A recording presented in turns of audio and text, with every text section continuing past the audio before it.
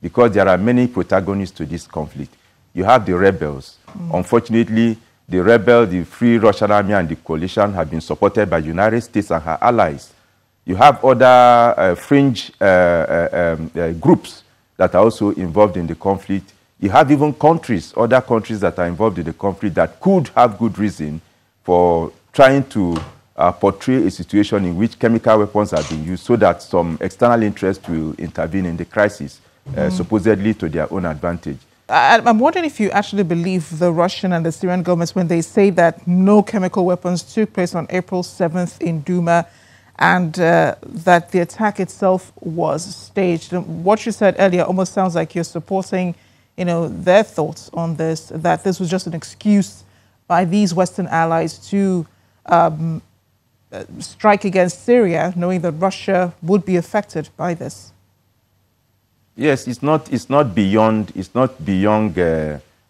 having the thing being a propagandist ploy. It's not the first time, and the fact that the missile attacks came immediately after the chemical attack and before the inspectors could do their work, it leaves much to be desired. And who says that in the very near future of some months to come, you will not have another cry of chemical attack and another series of bombings of some other targets in Syria? And so that is why one would have thought that what we need to have is a neutral understanding of the situation until we allow the inspectors to actually do their job before very serious action like a military strike is undertaken, because the strikes do not help the peace process. It rather worsens it. Yeah, 7 years is really no joke. But it also begs the question what the international community is doing, because Russia did beseech the UN Security Council for a resolution concerning the airstrikes in Syria, and they got no support there. So what do you make of the UN? It appears they are a little biased, towards Russia, tending towards, panning towards whatever the US and the other Western countries want. In this situation, they seem to practically have no voice and no words, against the Western allies going ahead with these airstrikes. Yes, it is. Yes, what you said, it's a bit worrying, in as much as we know that you have a lot of political undertones within the UN system itself and within the United Nations Security Council itself. I understand it was only China and Bolivia that stood against the resolution. Russia was saying that something should be done about the strikes by the United States and her allies, and the other members of the Security Council did not support the Russian move. It shows you the kind of politics, high politics that can take place within the system, the United Nations Security Council itself. And it's also worrisome that the United Nations appear to have been sidelined in efforts. The major object and the major objective of the United Nations is the maintenance of international peace and security all over the world. And what we see now is that some countries can wake up by virtue of the fact that they think they have the capability, and against all the rules, all the conventional rules of diplomacy and interaction among states, go out to take unilateralist action and dub it to be coalition. The same coalition was raised in the attack in Iraq, and we saw to the destruction of the Iraqi state and Iraqi civilization.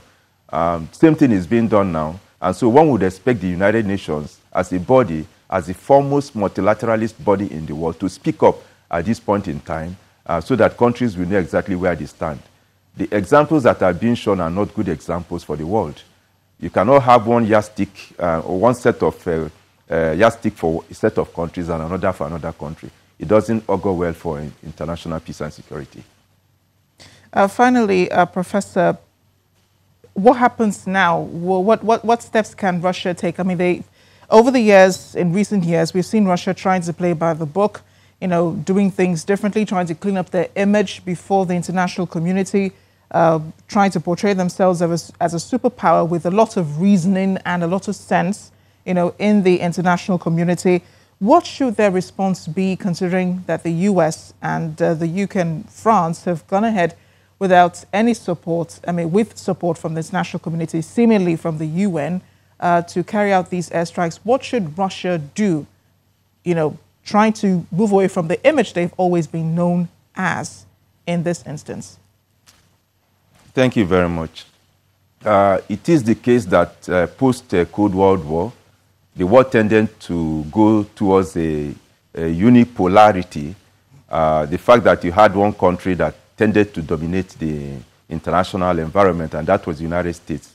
But post-Glasnost and post-Perestroika, Russia has come back as a major superpower in the world again.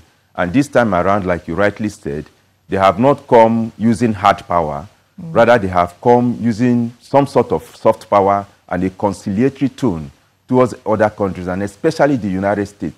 At every point in time in the recent conflicts that we have had, you could see Russia always trying to engage the United States in a reasoned way towards finding solutions to some of the globe's problems.